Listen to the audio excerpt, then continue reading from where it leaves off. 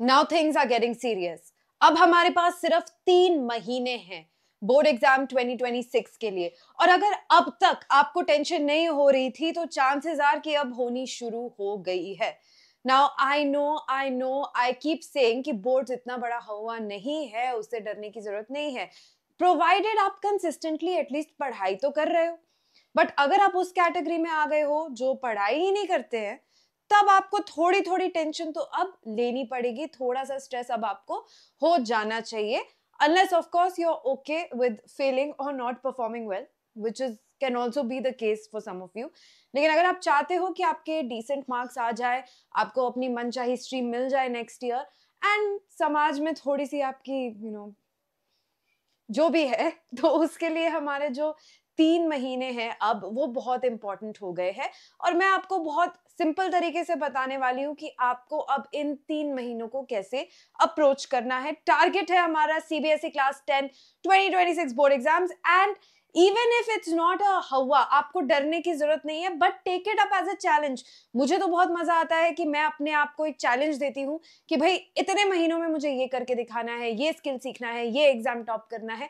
आप भी इसको चैलेंज की तरह लेके देखो ना, बहुत मजा आएगा। चैलेंज है हमारा 2026 बोर्ड एग्जाम्स, और इसको हम बहुत अच्छे से स्ट्रैटेजाइज करके टैकल करेंगे, और वो स्ट्रैटेजी अब मैं आपको बताने वाली हूँ, ठीक है। आपके 3 फेजेस बचे हैं अब, the month of November, December and January. ठीक है, नवंबर फिर भी अभी चिल ही है आपका, ठीक है। दिसंबर में आपके जब प्री बोर्ड्स होंगे एंड ऑफ नवंबर दिसंबर में, तब आपको थोड़ा सा रियलिटी सेट इन करेगी कि अब मामला गर्म हो रहा है, एंड जनवरी में फिर डर लगेगा। कुछ भी हो, डर लगता है, ठीक है। मैं अपना भी टाइम याद करती हूँ तो मुझे भी डर लगा था, कुछ नहीं कर सकते। अब आपको क्या करना है इन 3 फेजेस में, ताकि आपका जो स्ट्रेस, एंजाइटी, डर है वो कम से कम हो जाए, ये मैं अब आपको बताऊंगी। नवंबर में आपको अपना लेफ्ट ओवर सिलेबस खत्म करना है, बैकलॉग खत्म करना है। अगर आप बहुत ही निकम्मे थे अब तक और आपने कुछ भी नहीं किया है, तो अब आपको वो सब कुछ करना है, आपको ओवरड्राइव में जाकर करना पड़ेगा। जिन लोगों ने अच्छे से अपना सिलेबस कवर किया है, now is the time to refine your notes and to go revisit the concept जो आपको नहीं समझ में आए। हो सकता है कि आप बहुत ब्रिलियंट हो, इंटेलिजेंट हो, फिर भी ऐसा कुछ ना कुछ तो होगा जो आपको 100% समझ में नहीं आया है। ये वो वक्त है कि आप क्लैरिटी लेकर आ सकते हो अपने थॉट प्रोसेस में, ताकि आपको सब कुछ समझ में आने लग जाए। जो बच्चे सिलेबस ही नहीं पूरा कर पाए हैं वो समझने में थोड़ा बाद में पहुंचेंगे, पहले आप अपना सिलेबस कंप्लीट करो। ये खत्म होने के बाद जब हम दिसंबर में आएंगे, फेज 2 शुरू होगा, अब स्टार्ट होएगी रिवीजन। हमारा दिमाग ऐसा है कि अगर हम कोई चीज बार बार रिविजिट ना करें तो हमारे दिमाग को लगेगा कि ये इंपॉर्टेंट इंफॉर्मेशन नहीं है और वो उसको कचरे में फेंक देगा। If you want to retain something, you have to keep revisiting it, तभी आपके न्यूरल पाथवेज बनते हैं, तभी वो मेमोरी स्ट्रांग होती है, ठीक है। इस वजह से आपको रिविजन करते रहना पड़ेगा, चाहे आपको लगे कि ये तो बहुत आसान था, मेरे को एक बारी में समझ में आ गया, अब इसको मैं दोबारा क्यों पढूं। इसीलिए पढ़ो क्योंकि आपके दिमाग को आपको याद दिलाना है कि भाई इसको कचरे में मत डालना, ये इंपॉर्टेंट है मेरे लिए। रिवीजन होगी, पीवाईक्यूज अब आप करेंगे दिसंबर में। एनसीईआरटी के क्वेश्चंस टेक्निकली आपको साथ में कर लेने चाहिए थे जब आप अपनी पढ़ाई कर रहे थे, नहीं किए तो वो आप कर लेंगे। ऐसा एनसीईआरटी का तो एक भी क्वेश्चन नहीं छोड़ना है, चाहे वो एग्जाम्पलर्स हो, चाहे वो इन चैप्टर क्वेश्चंस हो, चाहे वो बैक एक्सरसाइजेस हो। आपको आइडियली एनसीईआरटी के जो सारे एक्स्ट्रा रिसोर्सेज है, कॉम्पिटेंसी बेस्ड क्वेश्चंस है, वो भी कर लेने चाहिए, लेकिन टेक्स्ट बुक के तो कोई भी क्वेश्चंस हमें नहीं छोड़ने हैं। पीवाईक्यूज करेंगे जम के, और सैंपल क्वेश्चंस जितने भी है हमारे पुराने सैंपल पेपर से सबको उठा उठा के अब हम लोग दिसंबर में करेंगे। फाइनली जब हम जनवरी में पहुंचेंगे, जो हमारा एकदम full fledged almost ready for battle वाला फेज है, तब हमें फुल पेपर्स करने हैं इन अ टाइम्ड मैनर। आपको सिम्युलेट करना है कि एग्जाम में कैसा लगता है, कैसा फील होता है। वो करने के लिए आपको 3 घंटे अकेले बैठना पड़ेगा कमरे में, बिना उठे, बिना किसी चीज को रेफर किए आपको एक पूरा एग्जाम स्टार्ट टू फिनिश पूरा पेपर करना पड़ेगा। हर सब्जेक्ट का एटलीस्ट एक पेपर आपको करना पड़ेगा, तभी आप अपने आप को फिजिकली और मेंटली प्रिपेयर कर पाओगे उस एग्जाम लाइक सिचुएशन के लिए, ठीक है। टाइम मैनेजमेंट में अब आपको फोकस करना है, क्योंकि आपने पढ़ाई तो बहुत अच्छे से कर ली, आपको आता सब कुछ है, पर हो सकता है आपको मेंटल मैथ्स करने में थोड़ा टाइम लग रहा है, ठीक है। आपको याद करने में थोड़ा टाइम लग रहा है कि यहाँ पर कौन सा फॉर्मूला लगेगा, आपको स्टोरी लाइन याद करने में थोड़ा सा टाइम लग रहा है। ये जो आपको टाइम लग रहा है चीजों में, ये टाइम ही आपको बर्बाद कर सकता है, even if you know everything, which is very unfortunate, क्योंकि आपको सब कुछ आता है फिर भी आपका एग्जाम अच्छा नहीं हो रहा है। क्यों? क्योंकि टाइम लग रहा है। तो ये टाइम मैनेज कैसे करना है, how to give yourself that time to actually sit and recollect information, कहाँ पर आप टाइम सेव कर सकते हो, अपनी राइटिंग स्पीड कैसे बढ़ा सकते हो, कैसे डिस्ट्रैक्ट नहीं होना है, ये सारी चीजों पे फोकस करना है जनवरी में। और आपके जो एकदम वीक एरियाज हैं, जो आइडियली आपको नवंबर के फेज में स्टार करके रखने हैं कि भाई ये चाहे मैं जितना भी पढ़ लूं, जितना भी कर लूं, मुझे नहीं समझ में आ रहा है, उन वीक एरियाज को आपको जनवरी में रिविजिट करना है बार बार बार बार, ठीक है। तो ये हमारा ओवरऑल एक बेसिक प्लान है कि किस मंथ में क्या हो रहा है, ठीक है। Now how to manage time during your preparation, this is also very important, क्योंकि जब आपके स्कूल डेज है तब आपको ऑब्वियसली बहुत ज्यादा टाइम स्कूल को भी देना पड़ रहा है, ठीक है। अब जब आप स्कूल में हो, आप अपने तरीके से चीजें नहीं कर सकते, आपको स्कूल के तरीके से चीजें करनी है। तो आपको सेल्फ स्टडी ऐसे क्यूरेट करना है कि आपको जो जो करना है इंडिविजुअल पर्सनलाइज्ड मैनर में वो आप कर पा रहे हैं। So during your school days you have to give yourself 3.5 to 5 hours of self study। ये आपके कैलिबर पे, आपकी आदतों पे, आपके अटेंशन स्पैन पे डिपेंड करता है कि आप कितना टाइम दे पा रहे हो।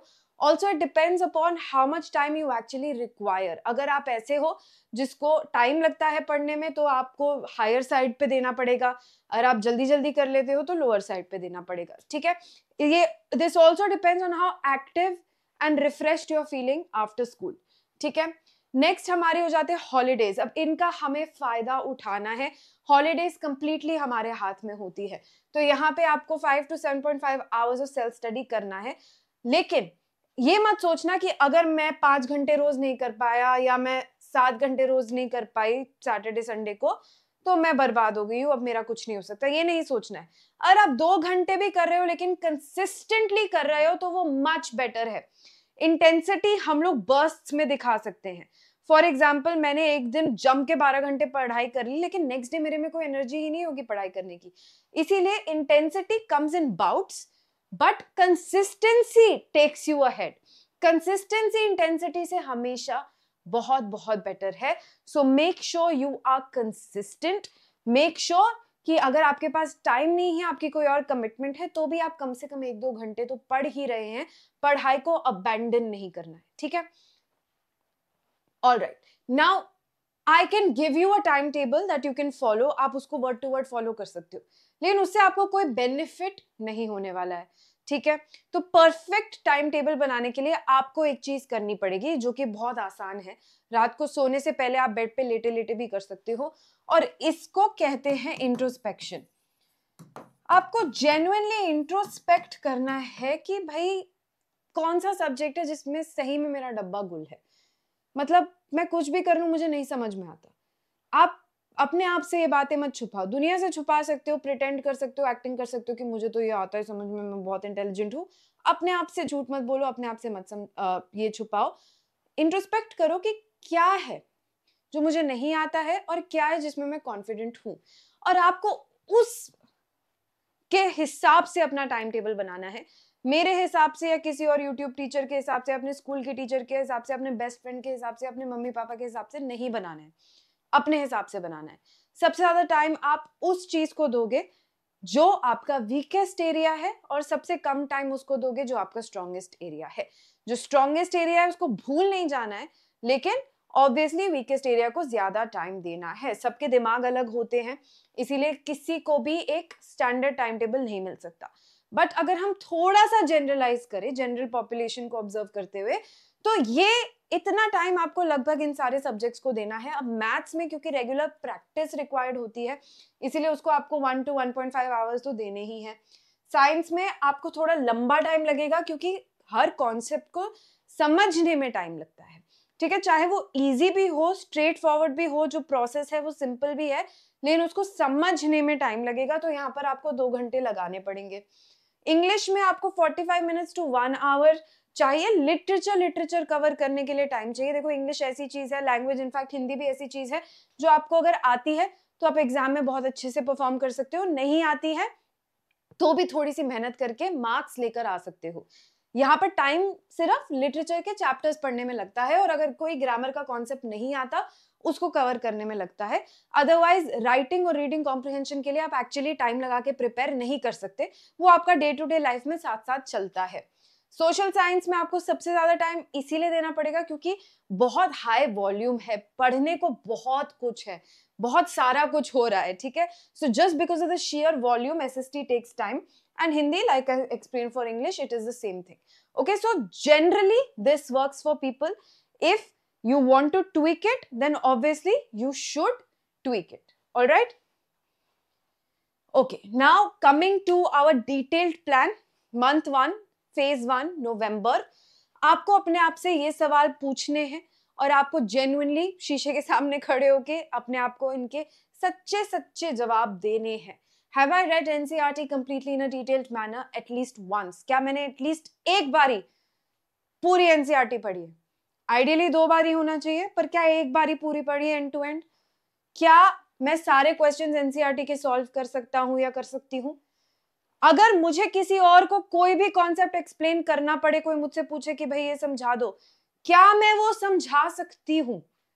ये क्वेश्चंस आपको at the end of month 1 अपने से पूछने हैं। अगर इन सबके आंसर्स यस हैं, मतलब you have done a good job. Okay, किसी का भी आंसर नो है, नेक्स्ट मंथ नेक्स्ट फेज में से थोड़ा सा टाइम आप निकालो इन सबको यस करने के लिए, ठीक है। मंथ 2 में आपने क्या पूछना है अपने आप से towards the end? Have I done at least 50 PYQs for each subject from the past 5 years? 5 years से पहले जाने की जरूरत नहीं है क्योंकि पैटर्न बहुत चेंज होता है, पर पिछले 5 साल से क्या मैंने एटलीस्ट 50 PYQs किए हैं हर सब्जेक्ट के? Have I revised my syllabus adequately? ऐसा कुछ तो नहीं है जो मैंने रिवाइज ही नहीं किया हो, 1 महीना हो गया उसकी तरफ मुड़ के देखा भी ना हो। Have I looked at each chapter at least once in 10 days? मैंने 10 दिन में एटलीस्ट हर चीज एक बार ही देख ली है। 10 दिन से ज्यादा तो नहीं हो गए किसी चीज को ना देखे हुए। इन सब के आंसर्स यस हैं, then you have done a good job in your December month. Coming to month 3. अब इसमें आपको एक चीज जो याद रखनी है, जो सबसे पहले मैं बता देना चाहती हूँ, है कि आपने अब कुछ भी नया नहीं पढ़ना है। नया पढ़ने का टाइम जा चुका है। अब नया पढ़ोगे तो जो पुराना है वो रिप्लेस होता रहेगा। अब आपको अपने पुराने को ही स्ट्रॉन्ग करना है, नई चीजें पढ़ना बंद कर दो। अब यहाँ पर अपने आप से पूछो, have I timed my self while solving sample papers? क्या मैंने अपने आप को टाइम किया? मुझे कितना वक्त लग रहा है एक सम करने में, कितना वक्त लग रहा है एक लॉन्ग आंसर लिखने में, कितना वक्त लग रहा है एक लेटर लिखने में? क्या मेरे को पता है ये चीज? Have I solved at least one sample paper for each subject in one sitting? In one sitting बहुत जरूरी है। ये नहीं कि मैंने एक सैम्पल पेपर 3 दिन में सॉल्व किया हो, नहीं, एक बारी बैठ के एक सब्जेक्ट के लिए क्या मैंने स्टार्ट टू फिनिश एक सैम्पल पेपर सॉल्व किया है? Have I looked at my handwriting plus presentation? क्या मैंने genuinely बैठ के सोचा है कि क्या इस प्रेजेंटेशन के मुझे मार्क्स अच्छे मिलेंगे? क्या ये हैंडराइटिंग पढ़ी जा भी रही है कि नहीं? ये सारी चीजों को अगर आपने कर लिया है, मतलब you are going in as prepared as anybody can possibly be. इससे ज्यादा प्रेपरेशन नहीं हो सकती है। ऑलराइट, अब एक प्रो टिप यहाँ पर ये है कि जब आप ये 1 सिटिंग वाले सैंपल पेपर्स कर रहे होंगे, then you have to do it from 10 AM to 1 PM if you can. इससे क्या होगा, आपकी रिदम में आ जाएगा, बॉडी में आ जाएगा कि 10 से 1 का टाइम है हाइपर फोकस टाइम। आपका एग्जाम कब होता है? 10 से 1। तो जब 10 से 1 में आप अपने ब्रेन को ट्रेन कर दोगे पूरा हाइपर फोकस करने के लिए, दैट मीन्स आप एग्जाम में भी बेटर फोकस कर पाओगे। Alright, now for the perfect time table जो आपने अब बनाना है with all of this in mind, हमेशा अपने स्ट्रॉन्ग सब्जेक्ट्स को ऐड करना टाइम टेबल में। इससे दो चीजें होती हैं, एक तो मेंटेन होते हैं, दिमाग में रहते हैं, दूसरा आपको कॉन्फिडेंस मिलता रहता है कि मेरे को तो ये आता है, मेरे को तो ये आता है, मेरे को तो ये आता है, और उस कॉन्फिडेंस के साथ फिर आप अपने वीकर सब्जेक्ट्स को आराम से पढ़ सकते हो, थोड़ा एडेड मोटिवेशन मिल जाता है। सो मेक श्योर कि आप उनको ऐड कर रहे हो फ्रॉम टाइम टू टाइम अपने टाइम टेबल पे। हमेशा स्टार्ट करो जब आपका दिमाग सबसे ज्यादा फ्रेश होता है, स्टार्ट करो विद योर वीक सब्जेक्ट्स, ठीक है।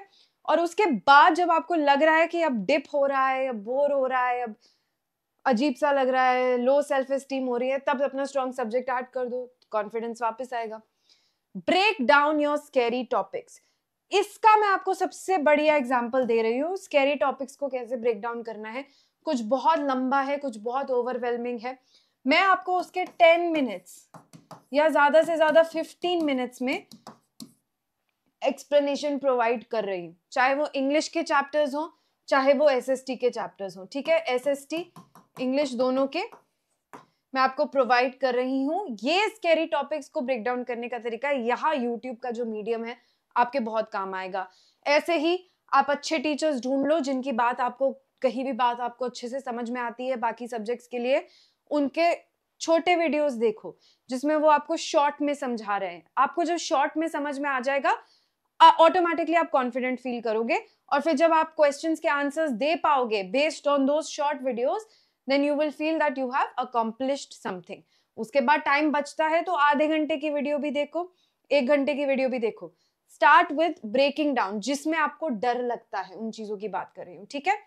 And never skip a subject for more than 2 days। तो अगर आपको ऐसा लग रहा है कि यार साइंस का ना मुझे अब आता है, आ गया, अब मैं 4 दिन बाकी सब्जेक्ट्स पे फोकस करूंगा, ऐसा मत करो।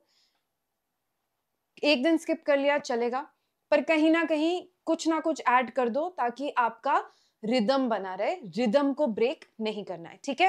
And with all of this in mind, you will be able to create your perfect time table that you can follow for yourself, specially tailored for yourself, जो आपको 100% at least, अगर आप कहीं pre boards में 80 में फंसे हुए तो 90 तक लेके आएगा, अगर आप 90 में फंसे हुए तो आपको 99 तक लेके आएगा। ये आपके लिए बहुत अच्छे से वर्क करेगा अगर आप जेन्युइनली एफर्ट डाल के जो जो मैंने बोला है उसको मद्देनजर रखते हुए अपना टाइम टेबल क्रिएट करेंगे। तो don't copy your friends time table, okay. All the very best, I know you all gonna do a fantastic job. It's just a little bit of extra effort. Take it as a challenge, have fun with it, and I'm sure you're going to do great. Stay tuned on this channel for more important resources. I will see you soon. Take care. Bye-bye.